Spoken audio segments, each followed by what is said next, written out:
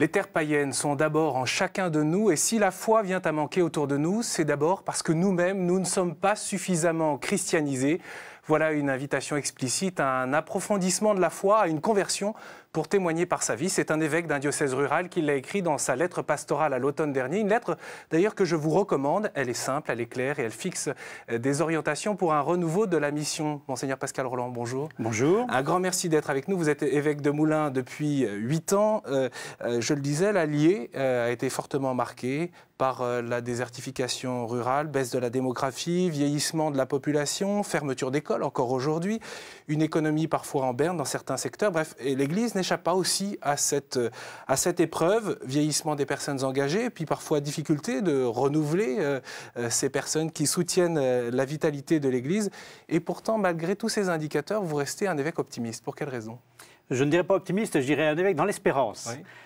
Parce que l'optimisme, c'est simplement un état d'être, alors que l'espérance, c'est une vertu chrétienne. Et effectivement, dans cette situation qui est difficile, à un point de vue, je me dis qu'est-ce que Dieu veut nous dire à travers cette situation, à travers cette épreuve du vieillissement de la population, du manque de chrétiens, du manque de prêtres. Et la réponse, c'est le Seigneur veut certainement à travers là nous inviter à approfondir notre foi. C'est pour ça que j'invite dans la lettre pastorale un renouveau, une conversion intérieure, un recentrage sur la personne de Christ et sur le mystère de la croix du Christ et de sa résurrection. Et je crois justement le fait de vivre une situation de pauvreté nous ramène à être plus près de la croix du Christ. Et il y a quelques chiffres ou quelques tendances qui peuvent en tout cas attirer l'attention. C'est la baisse du nombre d'enfants catéchisés, par exemple ? La baisse du nombre d'enfants catéchisés. Moi, j'étais frappé de voir qu'en milieu rural, c'est exactement comme en milieu urbain. Il y a de moins en moins d'enfants qui sont catéchisés. Donc ça veut dire aussi qu'il faut qu'on cherche à s'adapter à cette situation nouvelle et que, par exemple, à mon avis, le rythme hebdomadaire n'est pas forcément le meilleur en milieu rural et qu'il faut mieux avoir des plages de temps plus importantes et faire le catéchisme sur une demi-journée, voire sur une journée. Et je m'aperçois qu'on arrive davantage à mobiliser les familles sur des plages importantes de temps. Le réaménagement des rythmes. Ceci dit, il faut quand même rappeler que le Bourbonnais n'a jamais été reconnu comme une terre de tradition catholique. Ça veut dire que c'est encore et toujours la mission. Ça l'était hier, ça l'est aujourd'hui. Oui, et il y a par exemple des choses qu'il faut savoir voir en face. Aujourd'hui, on a plus d'hommes dans les églises qu'il y a 50 ans. C'est vrai que le nombre de personnes qui participent à la liturgie dominicale, c'est un petit nombre, mais dans ce petit nombre, on remarque qu'il y a plus d'hommes qu'il n'y en avait. Donc c'est bien qu'il y a des signes de renouveau. Que ça évolue, que ça bouge. Alors la première demande ou la première orientation que vous formulez dans cette lettre pastorale, c'est l'approfondissement de la foi. On y reviendra tout à l'heure. La deuxième, c'est l'accueil. Je vous propose de découvrir une initiative que vous connaissez bien dans une paroisse. C'est le Centre d'information catholique au pied de l'église Notre-Dame de Montluçon. Une boutique ouverte sur la ville où rien ne se vend, mais où la grâce de la rencontre se vit au quotidien. C'est un reportage d'Élodie Fourneau. Au cœur de la ville de Montluçon, on trouve un centre historique, des clochers, des rues commerçantes et cette apparente boutique qui n'en est pas une, le Centre d'information catholique. Bonjour. Bonjour monsieur. Alors j'ai vu votre... L'idée de cette structure, de ce lieu qui est merveilleux pour moi, c'est que enfin ça ne repose pas tous sur le curé ou sur les prêtres. C'est ça l'idée majeure, parce que on sort peu à peu de l'idée, tout repose sur le curé, c'est le curé qui fait tout.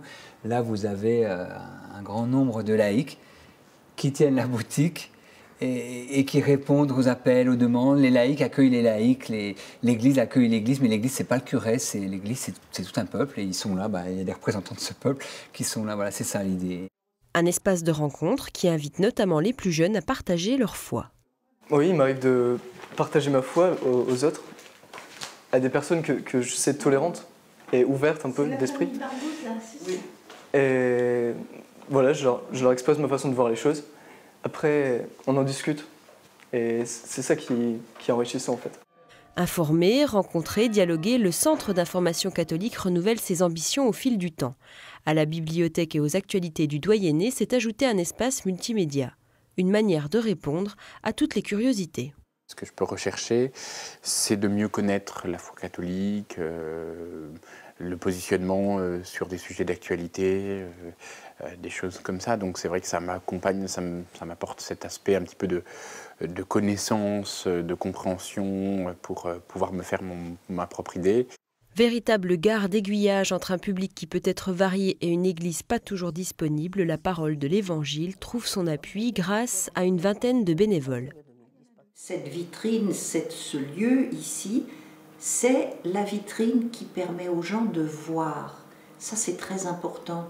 L'évangélisation, elle passe par là aussi, par la visibilité des personnes et des lieux. Cette association contextualise la parole catholique autrement. Une démarche originale qui a touché Sylvie après s'être distancée de l'Église pendant de longues années. Cette ouverture à l'échange, au dialogue, a retracé petit à petit son chemin vers la foi. Comme disait Paul Baudiquet, on a la Bible ou l'Évangile tripale. Et c'est assez étonnant, donc ça suscite d'ailleurs même aujourd'hui des fois des... Je vois Claude, le curé, qui passe. Ça suscite des fois des bagarres, parce que souvent, on peut penser à tort ou à juste titre aussi que ces sentiments intérieurs peuvent à la fois être des illusions. Mais il y a des lieux de nous qui ne peuvent pas douter quand même. Donc les deux sont vrais. Je pense qu'il faut à la fois respecter ce que l'Esprit Saint peut nous dire à l'intérieur et à la fois peut-être le faire confirmer. La mission d'écoute est quelque chose de fondamental. Parce que quand on aborde, quand on n'est pas très intégré dans l'Église, on attend de la personne qui vous rencontre justement une attitude d'ouverture. Il faut absolument que la personne se sente accueillie telle qu'elle est. Belle démarche des catholiques montluçonnais, Monseigneur Roland. Des lieux comme ça, il y en a aussi. Il y a d'autres initiatives dans votre diocèse, mais pour revenir tout de suite sur ce reportage et à l'instant ce propos de Michel, il faut accueillir les gens tels qu'ils sont. Oui, alors moi j'insiste beaucoup là-dessus. Je crois qu'il faut, quand on accueille quelqu'un, qu'on n'ait aucun préjugé et qu'on ait un regard vraiment bienveillant. En disant, voilà, la personne qui est devant moi, c'est Dieu qui me l'envoie et Dieu travaille déjà dans le cœur de cette personne. Alors voilà, son itinéraire est peut-être différent de celui que j'aurais imaginé ou souhaité pour elle, mais elle est là, cette personne. Et donc il faut que dans la rencontre que j'ai avec elle, il faut que cette personne elle puisse sentir qu'elle est aimée de Dieu. Voilà, et ça passe par le regard que je vais porter sur elle. Même s'il y a beaucoup de caricatures, à la fois sur l'accueil en Église et sur les personnes en dehors de l'Église.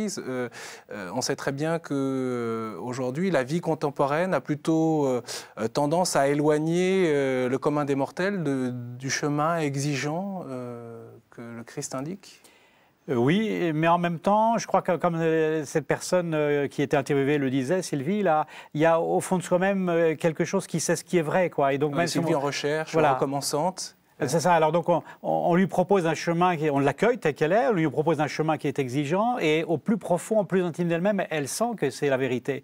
Et donc même si c'est difficile, dans la mesure où on est bienveillant, on est patient, je crois qu'il faut beaucoup de patience. Et souvent on oublie que le Seigneur est patient avec nous, donc il faut user de cette même patience avec les personnes qu'on rencontre. Donc voilà, dans cette patience, aider la personne à grandir et à se mettre en route sur ce chemin qui est exigeant, le chemin de l'Évangile, mais qui est aussi un chemin de bonheur, un chemin de joie. L'Église ouverte à tous. Oui, il faut absolument qu'il n'y ait pas d'a priori, qu'il n'y ait personne qui se sente laissé sur le bord du chemin. Et même s'il ne faut pas se payer de mots, on sait bien, on parle beaucoup des personnes divorcées, remariées, mais il y a beaucoup d'autres situations qui font que l'accueil peut être complexe, malgré tout, au regard de la proposition sacramentelle, par exemple. Tout à fait, oui, mais je crois qu'il faut accepter de se mettre en question, accepter d'accueillir les personnes et de chercher avec elles, quoi. Ça veut dire quoi, se remettre en question, Monseigneur Roland ? Eh bien, par exemple, par rapport à l'accueil des personnes divorcées, remariées, je crois qu'il faut chercher quel peut être un chemin pour aider ces personnes à cheminer dans la foi et peut-être reprendre un chemin vers la sacramentalisation. Je ne sais pas, je ne porte pas d'a priori, mais voilà, il faut chercher ensemble. Je me souviens que c'était quelque chose nous avait dit le préfet de la Congrégation pour la foi, le cardinal Ratzinger, quand on avait visité lors de la dernière visite à Limina, par rapport justement à des personnes qui sont en chemin catéchuménal, chemin de recherche. Il m'a dit il faut qu'on cherche ensemble, je n'ai pas la réponse toute faite. Ça veut dire quoi?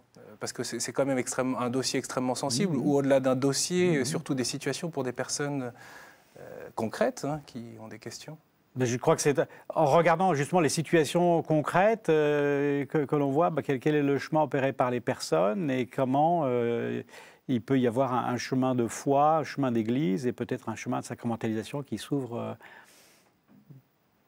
Porter l'évangile à tous les hommes, vous dites, c'est commencer par accueillir, écouter, aimer le monde d'aujourd'hui tel qu'il est, avec ses ombres et ses lumières. Et ce sont les laïcs qui doivent jouer un rôle particulier. L'évangélisation, ça n'est pas qu'une affaire de curé, comme le disait le curé de cette paroisse. Oui. Mais je crois qu'effectivement, c'est une révolution copernicienne. Hein. Jusque-là, il y avait cette idée que seuls les prêtres avaient à catéchiser et puis que seuls avaient à être catéchisés les petits-enfants. Aujourd'hui, on découvre qu'on a tous à être catéchisés, on a tous à être évangélisés parce qu'effectivement, il y a des terres païennes dans chacun d'entre nous et puis que nous avons tous la responsabilité de rendre compte dans notre foi. Et donc, il n'y a pas d'un côté des enseignants, de l'autre côté des enseignés, mais on est tous à avoir se laisser enseigner et on a tous en retour à être témoins de la foi, d'abord par notre comportement, et puis aussi en rendre compte, donc être capable de s'expliquer sur la foi. C'est un ancien professeur au séminaire qui parle. Oui. C'est pas seulement, donc toute cette formation, elle n'est pas seulement réservée aux prêtres, mais elle doit être offerte aux laïcs. Et moi, j'admire justement le fait qu'aujourd'hui, dans le diocèse de Moulins, comme dans la plupart des diocèses, il y a un effort très fort de formation permanente. Encore récemment, on a des gens qui sont venus pour l'initiation l'Ancien Testament, l'initiation Nouveau Testament. On a des gens qui sont venus pour se former à de multiples choses. Et donc voilà, la recherche théologique, elle n'est pas simplement pour les pasteurs, elle est pour l'ensemble du peuple de Dieu. L'implication des laïcs, elle doit se vivre au sein des communautés. D'ailleurs, vous avez entamé une visite pastorale de toutes les paroisses dans leur nouvelle configuration dans le diocèse, justement pour pouvoir mesurer si l'implication des laïcs, si l'organisation du travail pastoral se fait bien au niveau du conseil pastoral, au niveau des équipes pastorales, au niveau des diverses équipes, par exemple, de catéchèse, de préparation au baptême, de préparation des couples pour le mariage ou l'accompagnement du funérail. Oui, effectivement, j'ai lancé une deuxième série de visites pastorales après la première qui était pour moi la connaissance avec le diocèse. Et là, ces visites sont des visites de 3 jours et qui sont donc très centrées sur cette mise en place des équipes de laïcs pour voir comment les gens prennent à cœur la vie de leur paroisse, ne se reposent pas sur leur pasteur, mais sont des collaborateurs et donc notamment, comme vous avez cité, tout ce qui est de la vie économique, la préparation des mariages, la préparation du baptême, l'accompagnement des familles en deuil, comment chacun prend sa part de responsabilité. Et c'est une question complexe d'ailleurs, le partage des rôles entre les laïcs et les prêtres. Parfois, ça peut se transformer en une guerre de pouvoir, en tout cas, ou qui ne se dit pas dans certains lieux, pas toujours, heureusement. Sur ce chantier, quelle note vous donneriez au fond à votre diocèse, puisque vous êtes en train de travailler sur ces questions ? Je crois que ça dépend un petit peu des lieux, c'est-à-dire que ça dépend un petit peu de l'histoire locale, ça dépend aussi de la personnalité des pasteurs. Hein. Certains ont davantage le charisme pour mettre en route des équipes, parce que d'une part, il faut faire confiance, d'autre part, il faut accompagner les gens. Souvent, c'est ce qui manque, on fait confiance aux gens, mais on ne les accompagne pas, c'est-à-dire qu'on n'a pas l'occasion de rendre compte de ce qu'ils font, on n'a pas l'occasion de se former davantage. On déguisait même leur discernement par une meilleure compréhension de ce qu'est l'Église. Tout à fait. Et c'est pour ça qu'à l'heure actuelle, je mets en place des moments de relecture pour les différentes équipes. Les équipes, par exemple, il y a quelques jours, il y avait pour les gens qui accompagnent les familles en deuil, toute une journée à laquelle ont participé 150 personnes du diocèse pour relire leur mission, pour accompagner les familles qui sont dans la souffrance après la perte d'un être cher. Donc ça veut dire quoi concrètement? C'est appliquer une méthode ignatienne de relecture, de regarder dans sa vie et dans sa manière de faire si Dieu était présent et comment il a agi. Voilà, exactement. Vous mettez le doigt sur la pointe de cette formation-là. C'est les personnes qui organisent cette formation-là sont des gens de spiritualité ignatienne et qui nous aident à relire. Parce que je crois qu'aujourd'hui, nous sommes dans une situation où on zappe rapidement, on passe d'une chose à l'autre, on ne prend pas le temps de s'asseoir, de relire. Donc il s'agit ici de relire et de voir notre histoire comme une histoire sainte, une histoire qui est écrite avec Dieu, dans laquelle Dieu est présent à chaque instant. C'est-à-dire, vous repensez à tel ou tel témoignage qui a pu être fait à cette occasion de cette recollection? Pas précisément, mais je repense en ligne de fond au chapitre 24 de l'Évangile selon saint Luc, où Jésus chemine avec les disciples d'Emmaüs et leur donne l'opportunité de relire ce qu'ils ont vécu. Et c'est à la lumière de la parole de Dieu, à la lumière de la présence du Christ, que d'un seul coup, leurs yeux s'ouvrent. C'est peut-être du coup se rendre compte que l'Allier n'est pas une terre si aride que cela. Oui. Non, il y a beaucoup de richesses. J'évoquais ce partage des rôles entre prêtres et laïcs. Il faut dire que dans votre diocèse, vous avez mis en place une formation à la délégation pour les prêtres, pour leur apprendre à mieux gérer, autrement dit, leur charge pastorale et aussi à déléguer. Oui, alors c'est une nouveauté de cette année. Là, il y a une formation qui s'étale sur, il y a 6 séances qui s'étalent sur l'ensemble de l'année. Il y a une quinzaine de prêtres, le vicaire général et moi-même qui y participons. Et donc toute une journée durant avec un spécialiste, un formateur dont on sait le métier dans le civil, qui vient gracieusement se mettre à notre disposition. Donc on prend le temps de regarder comment on fonctionne et comment faire pour mieux apprendre à déléguer. Donc fixer, je dirais par exemple quand on fixe une responsabilité à quelqu'un, lui dire exactement ce qu'on attend de la personne, que la personne ne soit pas dans le vide, et puis apprendre justement à relire avec la personne sa mission, apprendre à lui donner les moyens d'exercer sa mission, savoir intervenir si par hasard ça ne se passe pas bien, etc. Ils sont déjà au minimum du bon management. Exactement. Voilà. Et après de le faire à la manière évangélique. évangélique. Oui. Quelles sont les résistances? Juste en un mot, il y en a des résistances ou... Je n'ai pas noté de résistance. Au contraire, j'ai noté un très grand désir de ces prêtres de participer à cette formation. Et puis une grande ouverture, il y a une grande simplicité. Et les uns les autres se livrent facilement les uns devant les autres. Et je crois que c'est une grande chance que cette formation. Monseigneur Roland, au printemps dernier, nous avions suivi le père André Pillard, curé de la paroisse Sainte-Marie, Mère de Dieu de Dompierre. Et comme les prêtres en activité dans votre diocèse, eh bien le père Pillard ne chôme pas, il accumule les kilomètres au compteur de sa voiture. C'était un reportage de Gaël Le Garec. 10h du matin, premier rendez-vous pour l'abbé André Pillard. Bonjour. Josette et Pierre sont fiancés et viennent régler avec lui les derniers détails de leur cérémonie de mariage. Une des multiples activités assurées par ce prêtre qui veille seul sur les 20 clochers de sa paroisse de Sainte-Marie, Mère de Dieu. C'est à la fois très prenant parce qu'il faut être présent à chaque chose, mais à la fois très intéressant parce que c'est jamais pareil, aucune journée n'est pareille. Appels téléphoniques et rendez-vous rythment les journées chargées de l'abbé Pillard. Alors pour l'aider à gérer sa paroisse de 15 000 habitants, il peut compter sur les 4 sœurs de la communauté de Jésus serviteur, un soutien indispensable. Vu la grandeur des paroisses, il faut forcément déléguer et puis se faire aider par les gens. Voilà. Mais ça nous recentre davantage sur notre mission de prêtre pour enseigner un peuple, pour conduire un peuple et pour aider des gens à trouver leur place dans l'Église d'aujourd'hui. Pas une minute à perdre, il faut maintenant se rendre à l'église de Diou, une commune située à 6 km de là. Cette fois, c'est un enterrement que l'abbé Pillard va célébrer. Chaque semaine, il parcourt ainsi 600 km sur les routes de sa paroisse. Sans le bréviaire, prier et pas simplement réciter, eh bien, je ne peux pas tenir dans la mission qui est la mienne, parce qu'à ce moment-là, je suis un homme à tout faire qui est écrasé par l'activité. Et le fait de m'arrêter pour prier les psaumes de l'Église m'aide à me recentrer sur le Christ.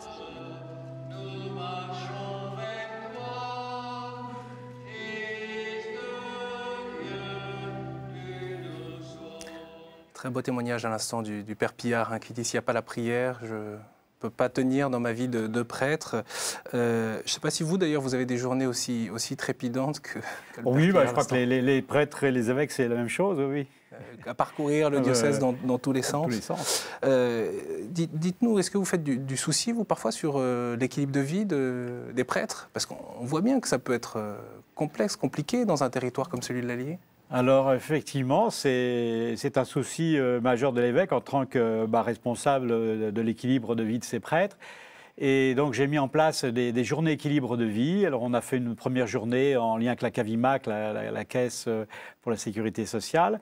Et on a demandé donc, à un diététicien d'intervenir, etc. Oui, donc là, c'était sur l'équilibre de l'alimentation, du sommeil, etc.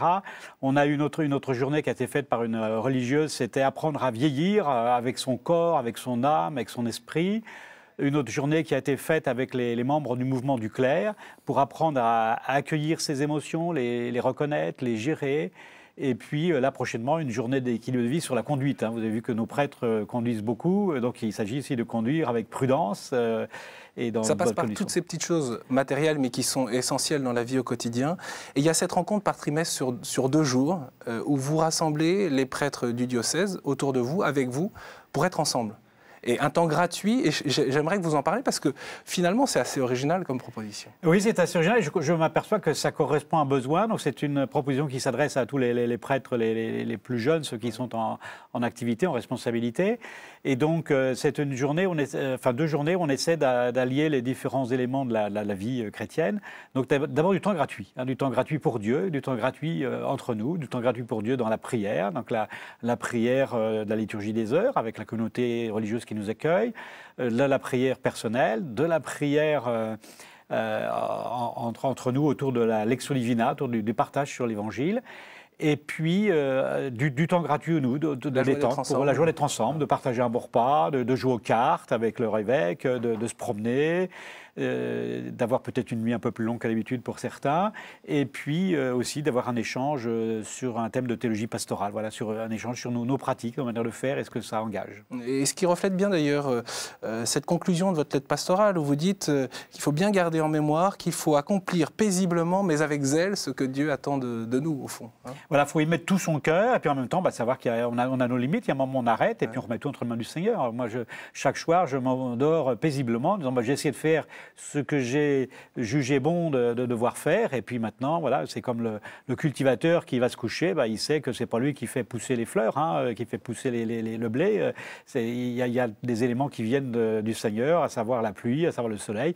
C'est un petit peu pareil pour un apôtre du Seigneur. Il fait son devoir d'évangélisation, et après ça, il va se coucher en paix en laissant le tout germer. Qu'est-ce que ça veut dire pour les pères, les mères de famille, tous ceux qui sont engagés dans les paroisses? Il faudrait aussi cultiver ce même état d'esprit, ce temps gratuit, ce temps pour la prière. Ça me paraît essentiel. Hein, et donc, par exemple, on a mis en place des moyens concrets pour que les gens puissent se poser une journée, puissent faire récollection, parce que sinon, on va se tuer au travail. Et il faut savoir pour qui, pourquoi nous épuisons. Sinon, ça peut être de l'activisme. En même temps, on voudrait du résultat.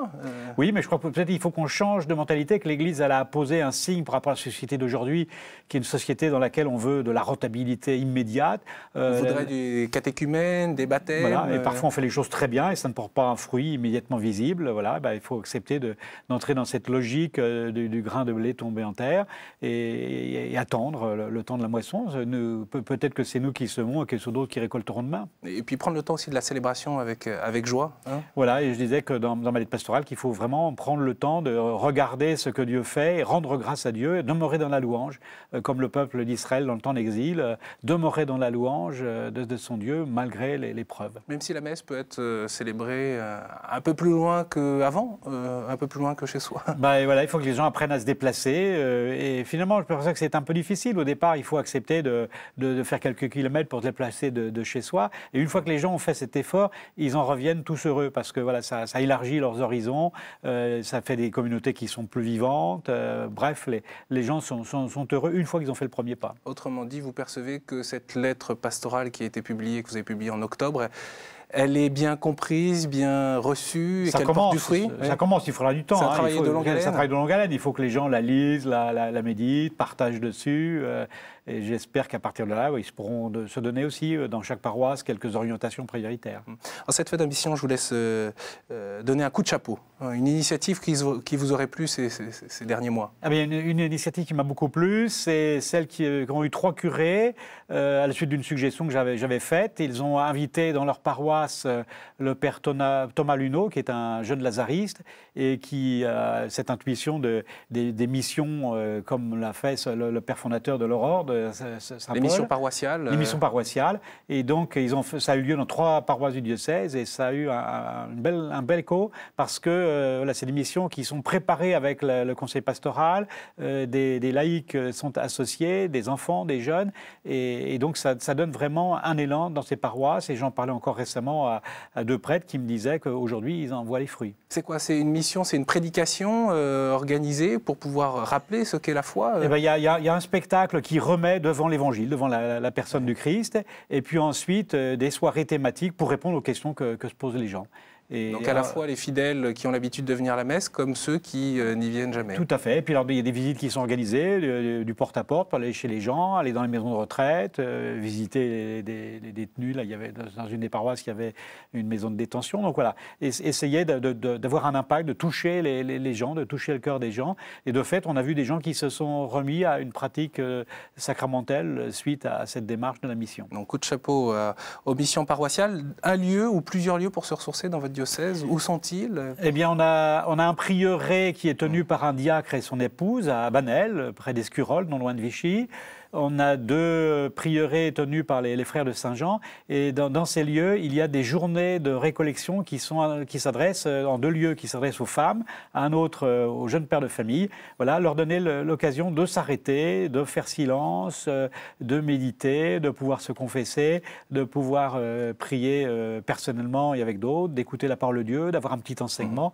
Et je trouve que c'est vraiment précieux. Et puis, les rendez-vous qui comptent pour vous, il y a la récollection diocésaine de Carême avec le père Étienne Michelin de l'Institut Notre-Dame de Vie. C'est le 2 et 3 avril à la maison diocésaine. Le rendez-vous pour les vocations, alors c'est un petit peu plus loin, c'est le 26 juin. On retrouve toutes ces informations sur votre site internet. Et puis, vous voulez parler du livre de Carême également. Du livret de Carême. Alors chaque année, on a un livret de Carême et donc des groupes qui existent se rassemblent ou des groupes nouveaux se constituent. Et l'idée, c'est que des chrétiens invitent des gens de leur voisinage, de leur quartier, pour ensemble écouter l'Évangile et se renouveler à la lumière de l'Évangile. Donc voilà, ça va démarrer et je pense que ça va être un moment fort pour le diocèse. Et ma joie, c'est de voir qu'un certain nombre de ces groupes qui démarrent pendant le temps du Carême poursuivent leur rencontres et leurs réflexions au-delà, tout le long de l'année. Bonne marche vers Pâques et en tout cas un grand merci Monseigneur Roland d'avoir répondu à notre invitation. Bien sûr, c'est une émission que vous pouvez retrouver sur notre site internet. À très bientôt, à la semaine prochaine.